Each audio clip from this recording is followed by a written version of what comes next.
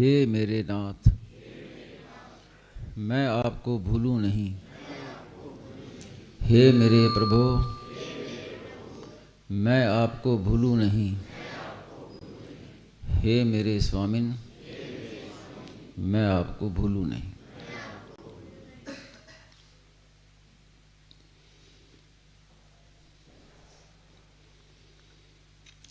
साधन की सबसे अंतिम बात स्वामी जी महाराज ने कृपा करके आरंभ में ही बता दी।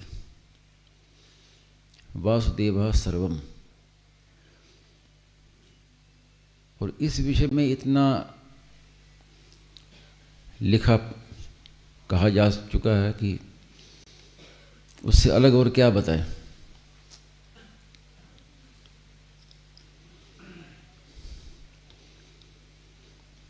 जब स्वामी जी महाराज ने इस विषय पर कहना शुरू किया तो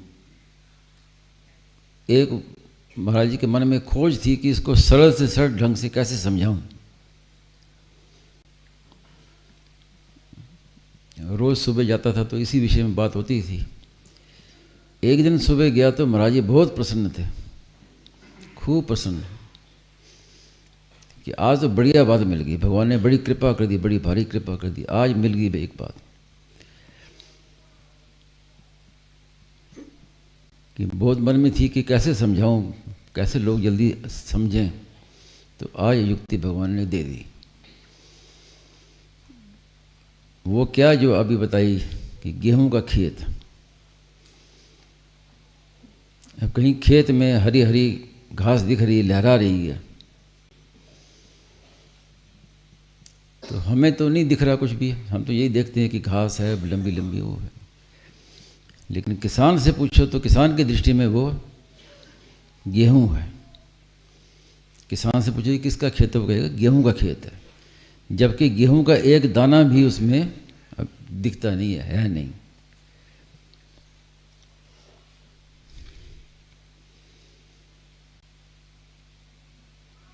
तात्पर्य क्या है कि ये देखने की चीज नहीं, ये मानने की चीज है। देख नहीं सकते।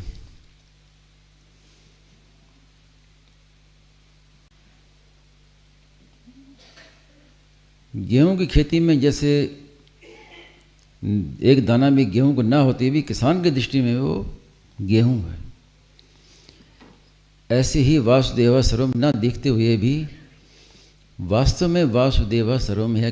क्यों कि पहले भी भगवान थे और अंत में भी भगवान रहेंगे। शिष्यते शेष संज्ञा, तो बीच में वही तो है, दूसरा कहाँ से आया।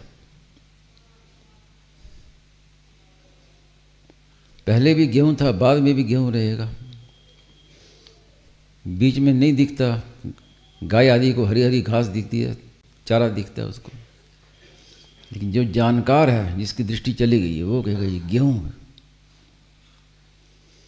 तो ऐसा उदाहरण मिला तो महाराज जी बहुत प्रसन्न हुए कि भगवान की बड़ी भारी कृपा होगी, ये समझाने का एक दृष्टांत मिल गया। फिर खूब महाराज ने इस विषय में कहा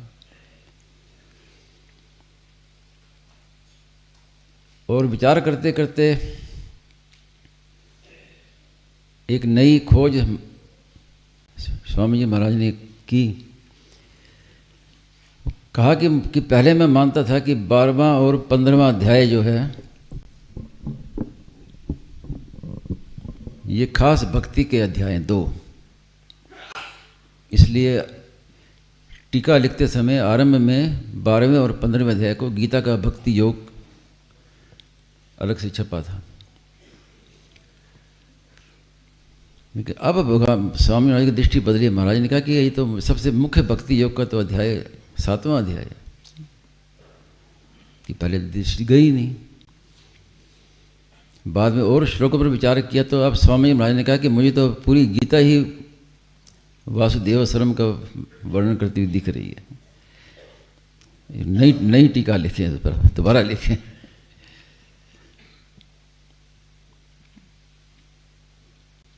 तो आपको याद होगा कि स्वामी महाराज ने सबसे पहले 7वें अध्याय का परिशिष्ट लिखा गुटका साई में से, और प्रकाशित हुआ अलग से, छोटा सा गीता प्रेस से। और स्वामी महाराज का इतना उत्साह था कि जो ट्रस्टी थे उसमें बार बार स्वामी महाराज कहते थे इसको 50,000 से कम नहीं छापना, 50,000 एक बार में छापो। उनको जचे नहीं, वो महाराज पड़ी रह जाएगी, बिकेगी नहीं। लेकिन स्वामी महाराज नहीं 50,000 से कम नहीं, 50,000 छापो। इतना उत्साह था महाराज जी का मन। दूसरों को जचे चाहे ना जचे। उसके बाद फिर धीरे धीरे सारे परिशिष्ट भाव लिखे, तो आप देखेंगे कि परिशिष्ट भाव में भक्ति की मुख्यता है, उसमें खास वासुदेव सर्वम की मुख्यता आई है।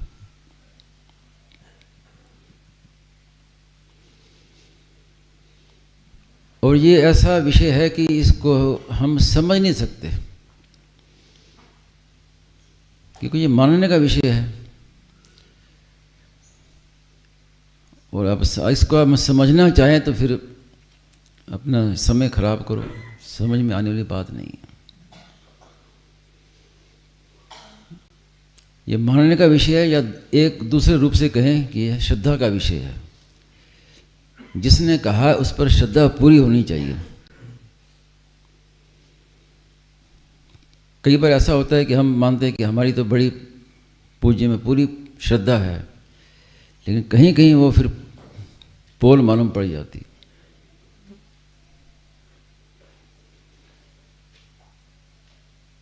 श्रद्धा के कई प्रकार बताए गए हैं और मुझे अभी सब याद नहीं है, 2 याद है आरंभ के, कि उच्च कोटि की श्रद्धा जिसमें हो, तो वो अगर गुरु या संत कहे कि ये दीवार सोने की है, तो उसको वो दीवार सोने की ही दिखने लग जाएगी तत्काल। ये उच्च कोटि की श्रद्धा है। क्योंकि ऐसी श्रद्धा आजकल देखने सुनने में बड़ी कठिन है हमारी। लेकिन कम से कम दूसरी जो श्रद्धा, दूसरी कोटि की श्रद्धा, वो तो माननी पड़ेगी, माननी चाहिए, उसके बिना काम चलेगा नहीं। वो क्या है कि गुरु जी ने, संत ने कह दिया कि ये दीवार सोने की है, तो सोने की दिखी नहीं, लेकिन मन में ये धारणा हो गई कि भले ही मुझे सोने की नहीं दिख रही, लेकिन गुरु जी ने, संत ने कहा है तो अवश्य है सोने की, चाहे दिखे चाहे ना दिखे। इतना अगर विश्वास नहीं करोगे तो फिर कैसे समझोगे वासुदेव शर्मा को? नहीं समझ में। अगर स्वामी जी महाराज पर पूर्ण श्रद्धा है तो फिर तो ये होना चाहिए कि स्वामी महाराज ने कह दिया तो कभी अन्यथा नहीं हो सकता।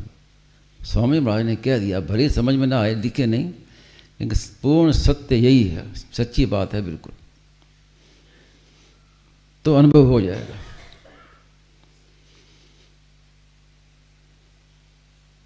और संत में श्रद्धा कम है, भगवान में श्रद्धा ज़्यादा है, तो ये मान लो कि भगवान ने कहा है वासुदेव सर्वमिति स महात्मा सुदुर्लभ, भगवान की मान लो। पूर्ण श्रद्धा होनी चाहिए। ये श्रद्धा की कहीं ना कहीं कमी होती है, जो जल्दी मानने में बात आती नहीं। सुनते सुनते भी कितने वर्ष बीत जाए।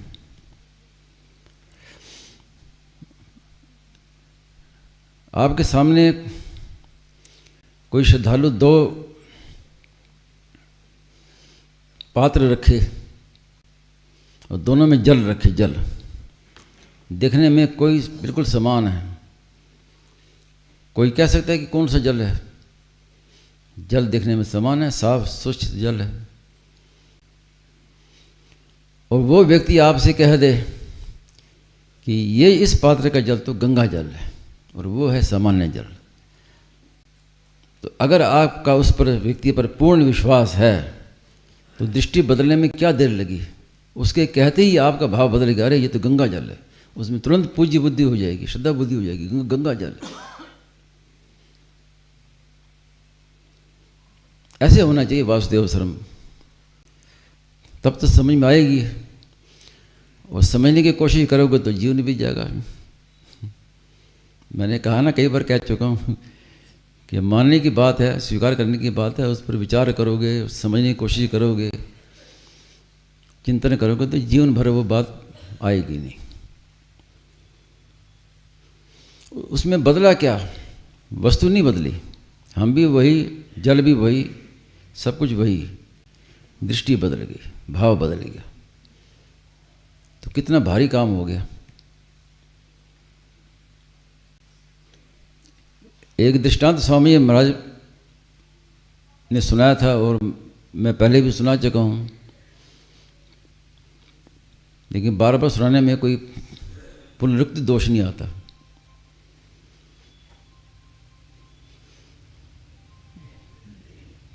पहले राजा होते थे, राजा, अब राजा जो आदेश दे वो सबको मानना पड़ता था। आजकल वाला हिसाब नहीं था कि राजा ने कुछ भी कह दिया, पहले वो लोकसभा में पास होगा, फिर राज्यसभा में पास होगा, वर्षों लग जाएंगे। पहले तो राजपूत होते थे, राजपूत आपको पता ही है। स्वामी जी महाराज ने लिखा भी है एक जगह कि राजपूत रहित शासन जो है वो नष्ट हो जाता है। जिसका शासन राजपूत के हाथ में ना हो, देश नष्ट हो जाता है वो। तो खैर वो अलग विषय है। तो राजा ने आदेश दिया कि भाई देखो, अब तो रात होने वाली है, तो मैं जा रहा हूँ। कल सुबह जब मैं आऊँगा तो हमारे दरबार की हर चीज़ लाल दिखाई देनी चाहिए। आदेश दे के चला गया। अब खलबली मच गई सब में, कैसा संभव होगा ये? रात भर का समय हम पेंट करेंगे, लाल रंग का पेंट कहाँ तक करेंगे? और मान लो कहीं छूट जाए तो मुश्किल। राजा की दृष्टि पड़ जा रही है, यहाँ तो लाल है ही नहीं, मुश्किल काम है। अब जमीन में लाल करें, किस किस को लाल करें? सब लाल कपड़े पहन लेंगे, लेकिन अपनी चेहरा लाल कैसे करेंगे? बड़ी दुविधा। भाई से कांपने लगे कि अब राजपूत राजा थे, अब आगे होगी तो होगी। मंत्री था बुद्धिमान, उसने समझाया आप चिंता मत करो, मैं कर दूंगा, ठीक है। पर कैसे करोगे? शांत रहो, देखो कैसे होता है। कुछ नहीं करने के, कुछ करने की जरूरत नहीं। एक तिनका भी लाल नहीं किया, ज्यों का त्यों पड़ा है सब कुछ। किसी के समझ में ना आए क्या मंत्री कैसे करे, क्या कल तो सब मारे जाएंगे। अब प्रातः हुआ, समय हुआ, राजा के आने का समय हुआ। मंत्री ने केवल एक चश्मा लाल रंग का ले लिया बस। महाराज पधारे तो महाराज जी के लाल रंग का चश्मा लगा दिया कि महाराज जी बस इतनी कृपा करो, चश्मा उतारना नहीं, अब आप आइए। अब राजा आया, राजा जहाँ देखे वही लाल दिखाई दे। छत देखे तो छत भी लाल, जमीन देखे जमीन भी लाल, जो चीज़ देखे वही लाल। व्यक्ति हैं, सबके व्यक्ति के कपड़े भी लाल और सबके चेहरे भी लाल। बड़ा प्रसन्न हुआ कि सब कुछ लाल ही लाल है। तो अब क्या किया? इतनी मेहनत का काम है वो, इतनी आसानी से हो गया। दृष्टि बदली तो सृष्टि बदल गई। केवल दृष्टि तो बदलनी है, और करना क्या है? गोपियाँ कहती हैं जित देखूं तित श्याम मई है, जहाँ देखो वहीं काला ही काला, श्याम श्याम। तो गोपियों की पुतली में ही भगवान आके बैठ गए। अब जित देखो तित श्याम मई है, तो उसका अर्थ ये थोड़ी कि सब कुछ श्याम रंग का हो गया, उनकी दृष्टि में बदल गई।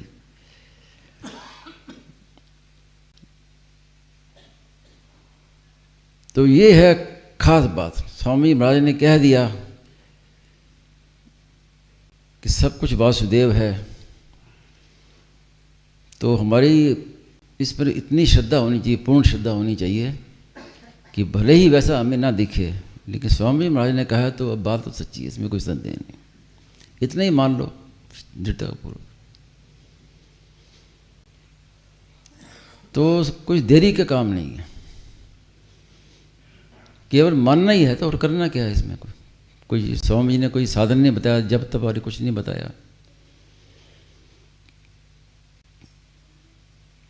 और वासुदेव स्वयं अब आगे हो जाएगा ये भी बात नहीं है, तो सदा से ही वही है। अनादिकाल से स्वामी बताया ना महाराज ने कि भगवान ने संकल्प किया कि एको हम बहुश्याम, मैं एक हूँ और अनेक हो जाऊं। क्यों? क्योंकि एकाकी न रमते, अकेले में प्रेम थोड़ी होता है। प्रेम के लिए तो एक से अनेक होना पड़ता है, दो होना पड़ता है। तो एक ही जब बहुत होता है तो वो फिर बहुत होते हुए भी एक ही रहता है। तो एको हम बहुत श्याम, तो स्वामी जी महाराज ने साफ कह दिया कि भगवान के सिवाय कुछ भी नहीं है। मनसा वचसा दृष्टिया, भागवत का श्लोक बताया ना। केवल ये नहीं कि हम दृष्टि से देखें वही वासुदेव है, जो मन में आए वो भी वासुदेव है। स्वामी महाराज ने कई बार बताया साधन, सेठ जी बताया करते थे कि ये मान लो कि मेरे मन में जो भी आता है वो सब वासुदेव है, और मेरा मन कहीं भी जाता है तो वहाँ भी वासुदेव है। एक परमात्मा के सिवाय कुछ है ही नहीं।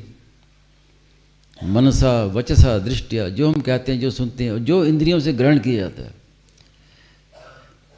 कानों से शब्द ग्रहण होता है, नासिका से गंध ग्रहण होती है, आंखों से रूप ग्रहण, तो जो भी ग्रहण इंद्र से हो रहा है, मत्तः परतम नान्यत् किंचित्, भगवान के सिवाय कुछ भी नहीं।